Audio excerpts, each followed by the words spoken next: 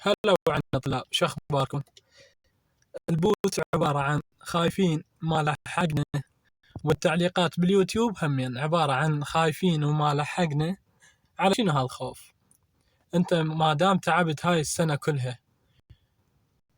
كلها انت درسيت الكتاب كامل، راح تقول لي بس بهاليومين ونص ما لحقت تراجع الكتاب كامل. على يقين ما دام تعبت الله ما راح يضيع تعبك، لأن هذا الشيء صار وياي. أنا صح تعبت على الرياضيات، أكثر مادة قرأتها وأكثر مادة تعبت عليها سنة كاملة.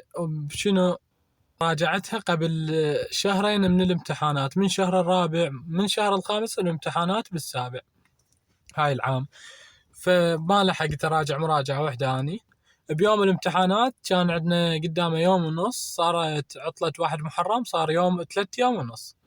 جيت أول يوم رجعت قبل الامتحان كانت عدة أحياء ما مجاوب حيل، هم يعني النص يوم طار، بقت 3 أيام.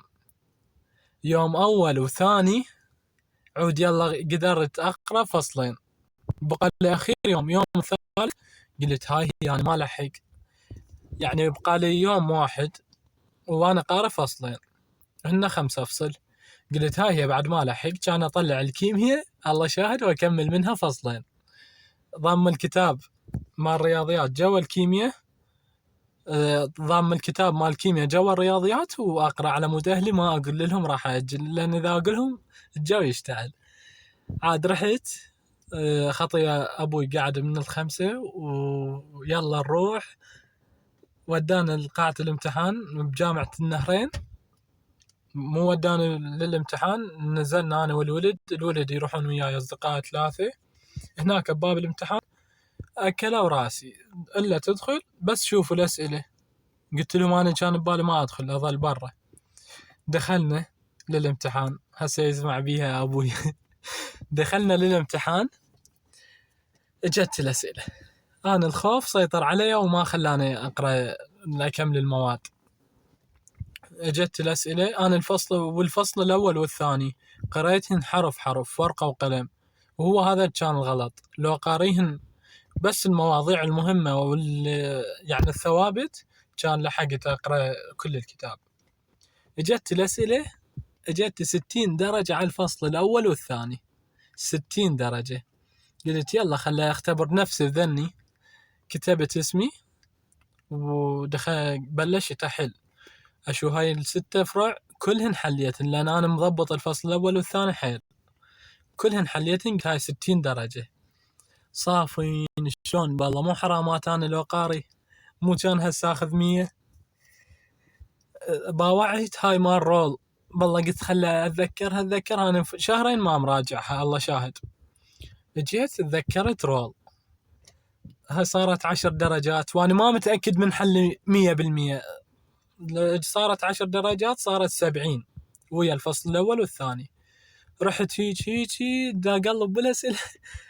حليت المعدلات الزمنية 10 درجات.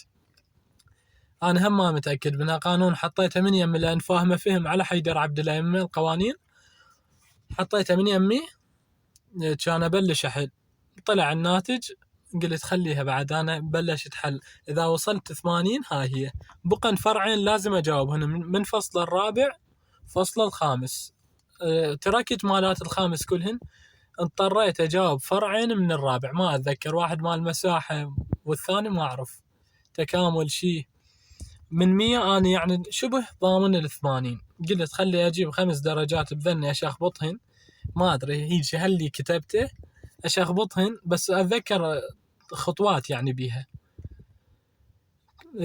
كما كتبتهن ذن الفرعين، قلت هي خل أمتحن. بعد هي جت عدلة، امتحنت وكان تجي درجتي 93. أنا متوقعها قلت بالزايد 80.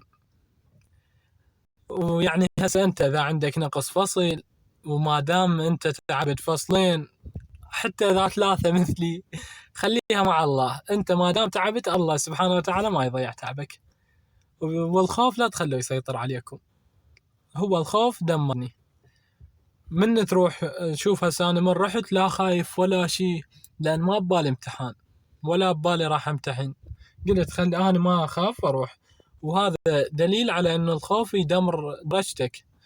من أنت رايح مسيطر وماكو خوف تجاوب. ويا رب أتمنى لكم كل التوفيق، وإن شاء الله باكر كلكم 100.